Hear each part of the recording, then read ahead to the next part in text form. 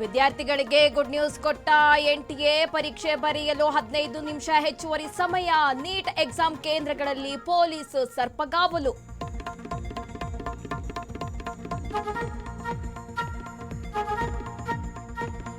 ಹರಿಪ್ರಸಾದ್ ಪದಗ್ರಹಣಕ್ಕೆ countdown. Palace ಗ್ರೌಂಡ್ನಲ್ಲಿ ಅದ್ದೂರಿ ಕಾರ್ಯಕ್ರಮ. ಅಧಿಕಾರ ಹಸ್ತಾಂತರಿಸಲಿರುವ ಡಿಕೆಶಿ.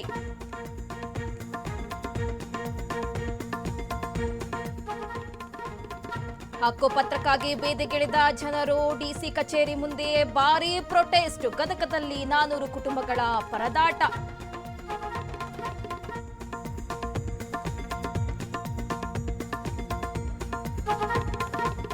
ಕೈಜಾರಿ ದಳ ಸೇರಿದ ಖಂಡ. ಎಚ್ಡಿಕೆ ಸಮ್ಮುಖದಲ್ಲಿ ಜೆಡಿಎಸ್ ಸೇರ್ಪಡೆ. ಜೆಡಿಎಸ್ಗೆ ಬರುತ್ತಾ ಹೊಸ ಬಲ.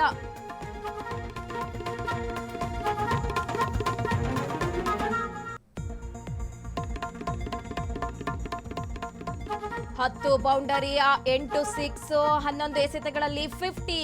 ಕೆಡಕಿದ ಲಂಕಕ್ಕೆ ಬ್ಯಾಟ್ನಿಂದಲೇ ಬುದ್ಧಿ ಕಳಿಸಿದ ಸೂರ್ಯವಂಶಿ. ಲೀಸ್ಟ್ ಎ ಕ್ರಿಕೆಟ್ನಲ್ಲಿ ಅತಿ ವೇಗದ 50.